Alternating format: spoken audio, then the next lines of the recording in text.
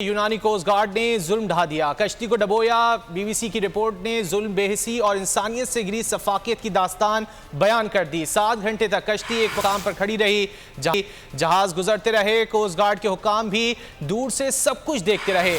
बेबस इंसान समंदर के बेरहम लहरों का शिकार होते रहे। रिपोर्ट के मुताबिक 500 से ज्यादा तारिकीन वतन लुक़्मा अजल बन गए।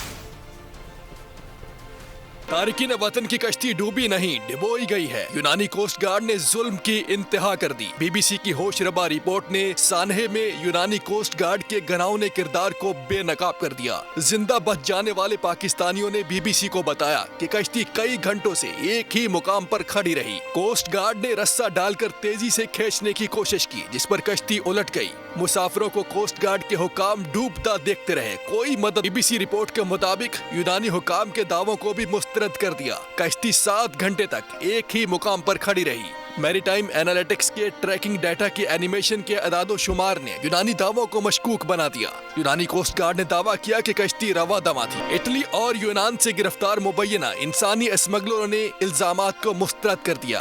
मिस्री बाशिंदों का कहना था कि वो इंसानी स्मगलर नहीं है, बल्कि कश्ती के मुसाफिर हैं। उन्हें बिला जवाज गिरफ्तार किया गया। पाकिस्तान ने भी इंसानी स्मगलरों की गिरफ्तारी के लिए इंटरपोल से मदद मांग ली है।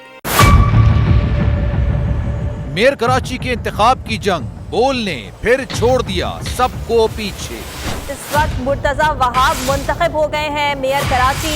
ये ऐलान कर दिया गया है बाकायदा तौर पर। अब सरकारी तौर पर मुर्तजा वहाब मेयर कराची मुंतखब हो गए हैं। सहाफती रिवायत रखी बरकरार, बोल ने दिखाई सबसे बड़ी ट्रांसमिशन। और ये सब्जेक्ट था, मैंने आपको कहा कि नंबर गेम में जमात इस्लामी के पास नंबर पूरे नहीं है। लम्हा बलम्हा की सूरत हाल से किया बाखबर आवाम को।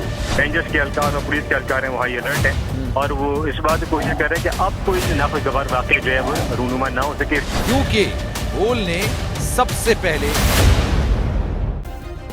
सब्सक्राइब करें और बेल दबाएं ताकि कोई खबर रह न जाए।